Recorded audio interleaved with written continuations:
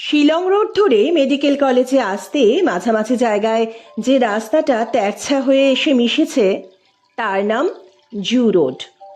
ওই রাস্তায় চিড়িয়াখানা বলে ওই নাম।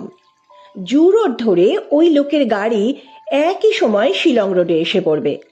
কোনো একটা গাড়ি নয়, রকমারি মডেলের রকমারি গাড়ি, কখনো ঝকঝকে নতুন, কখনো এমন পুরনো আর বেখাপ্পা যে চোখও টানবে, কৌতূহলও হবে।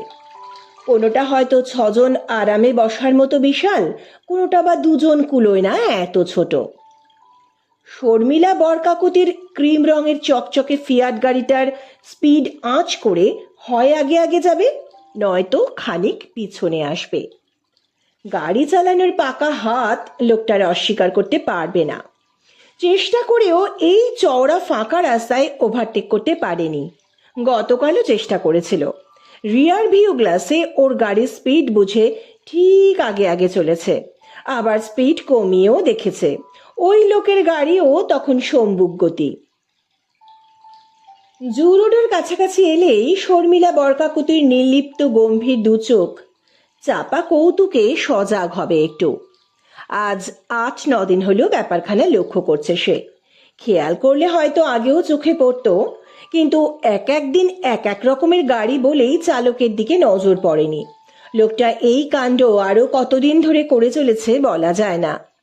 8-9 দিন আগের এক ব্যাপারের পর থেকে ধরা পড়েছে।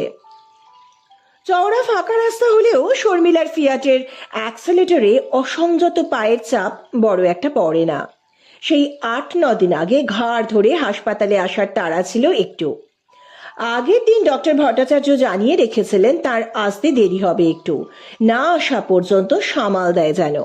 আর সেই দিনই বাড়িতে 2 দিদির ঝগড়ার মধ্যস্থতা করতে গিয়ে বেরুতে দেরি, তাই স্পিডের কাঁটা 70-এর দাগ ছুঁয়েছিল। অবশ্য এই রাস্তায় 70 কিলোমিটার এমন কিছু স্পিড নয়। ওই মোড়টার মুখে বিভ্রাট। বিপত্তি কিছু ঘটেনি, ঘটতে পারত। জু রোড ধরে সেকেলে একটা ফোর্ড গাড়ি বেশ চড়েই আসছে লক্ষ্য করেছিল, কিন্তু শর্মিলা যাচ্ছে মেন রোড ধরে, তাই বাঁক নেবার আগে দরকার হলে ওই গাড়ির স্পিড স্লো হবে ধরেই নিয়েছিল। কিন্তু তা হলো না। ফলে ওই সংযোগে দুজনেরই জোর ব্রেক কষতে হলো। শর্মিলার ছোট গাড়ি লাগলে ছাতু হবার কথা, বাঁক নিয়ে ফোর্ডটা দাঁড়িয়ে গেল। আড়াআড়ি শর্মিলার ফিয়েটো। সামনে পিছনে ডাক্তারের গাড়ির লাল ক্রস মারা আছে।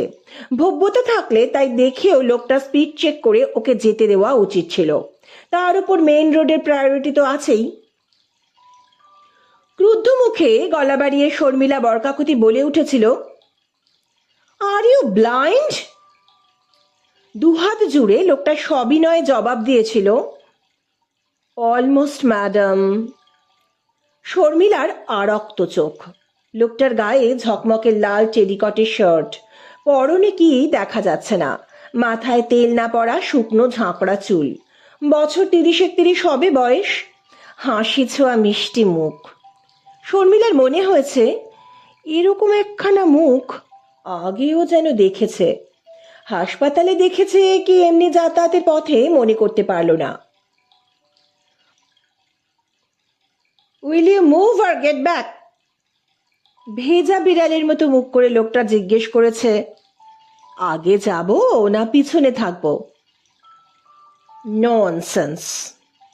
ওই 10 হাত জায়গার মধ্যে সাঁ করে পাশ কাটিয়ে শর্মিলা গাড়ির স্পিড বাড়িয়ে দিয়েছিল। তারপর রিয়ার ভিউ গ্লাসে একাধিকবার দেখেছে ওই ফোর্ড 15 গজ পিছনে আসছে। লোকটা টিপি টিপি হাসছে। শিলং রোডের বাঁয়ে পাহাড়ের উপর মেডিকেল কলেজ আর হাসপাতাল। পাহাড়ের গায়ে থাক কেটে কেটে ওপরে নিচে বিল্ডিং, পাহাড়টাকে ঘিরে ওপরে ওঠা আবার নিচে নামার চওড়া রাস্তা। 4 ভাগে 3 ভাগ উঠলে মেডিকেল কলেজের প্রথম গেট। শর্মিলার গাড়ি গেট দিয়ে ভিতরে ঢুকলো।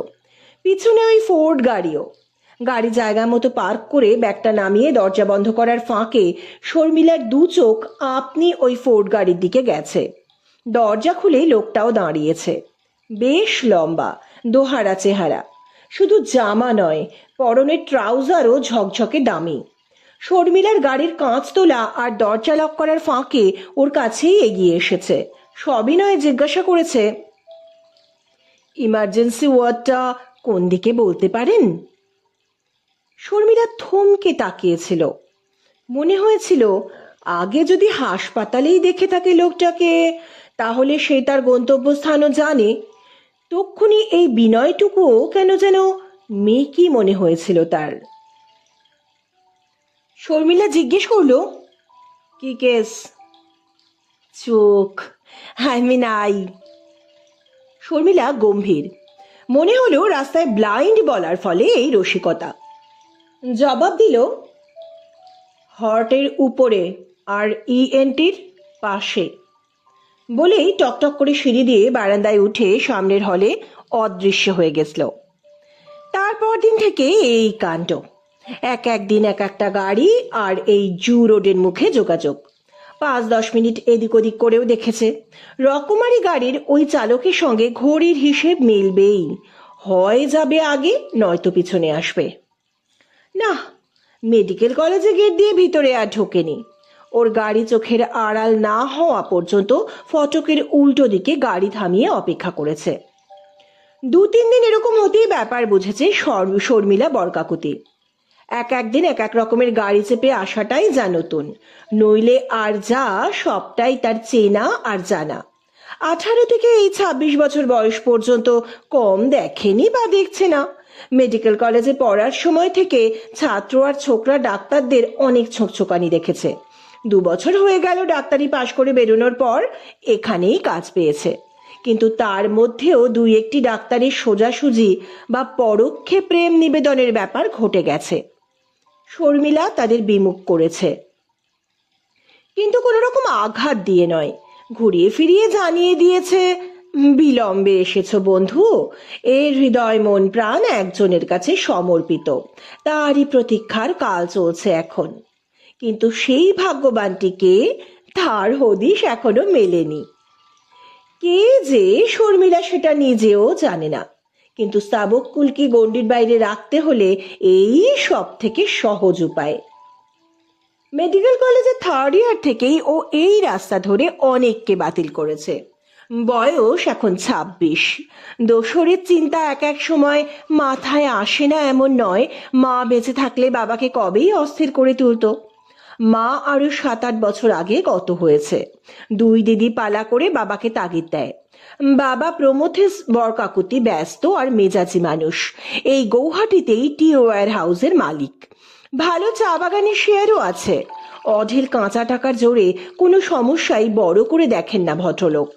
মেয়েরা অল্প স্বল্প তাগিদ দিলে ব্যস্ত হন, বেশি বললে বিরক্ত। তার আবার হাই ব্লাড প্রেশার, ছোট মেয়ে চোখের মণি। শরীরের ভাবনা চিন্তা তার হাতে ছেড়ে দিয়ে নিশ্চিন্ত। নিয়মিত ব্লাড প্রেশার চেক করা, শরীর বুঝে ডায়েট ঠিক করা, মাঝে মাঝেই ইসিজি করা, সব তার দায়িত্ব। ফলে এই মেয়ের চোখের আড়াল হবার কথা ভাবতেও বুকে বাজে। তবু ভাবতে হয়, 2-1টা ভালো ছেলে নাগালের মধ্যেই আছে। বন্ধু ভূপেন দেব শর্মা তার মতোই মস্ত টি ওয়্যার হাউসের মালিক। 1 বছর আগে তার ছেলেটা বিলেত থেকে ব্যারিস্টার হয়ে ফিরেছে। ঝকঝকে ছেলে, গৌহাটির হাইকোর্টে প্র্যাকটিস করছে। পয়সার কেমন হচ্ছে না হচ্ছে কারো মাথা ব্যথার কোনো কারণ নেই। অঢেল পয়সাওয়ালা বাপের একমাত্র ছেলে। ভদ্রলোক নিজেই ঘুরিয়ে ফিরিয়ে তার ছেলের সঙ্গে শর্মিলার বিয়ের প্রস্তাবের আভাস দিয়ে রেখেছেন। অত ভালো ছেলে পেয়েও বাবা খুব একটা গা পাচ্ছে না কেন শর্মিলা অনুমান করতে পারে। কুশল দেব শর্মার সঙ্গে শর্মিলারও অল্প স্বল্প আলাপ পরিচয় আছে। শর্মিলার দিক থেকে এতটুকু সাড়া পেলে আলাপ পরিচয় ঘনিষ্ঠ হতে সময় লাগতো না। বিলেত থেকে ফেরার পর কুশল দেব শর্মা 2 দিন তাদের চাঁদমারির বাড়িতে এসেছে। একদিন বাপের সঙ্গে, একদিন একলা।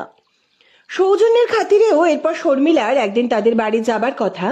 ফোনে কুশল সেই অভিযোগ করেছে, কিন্তু শর্মিলা তার ডাক্তারি পেশায় এত ব্যস্ত যে সময়ই করে উঠতে পারে না।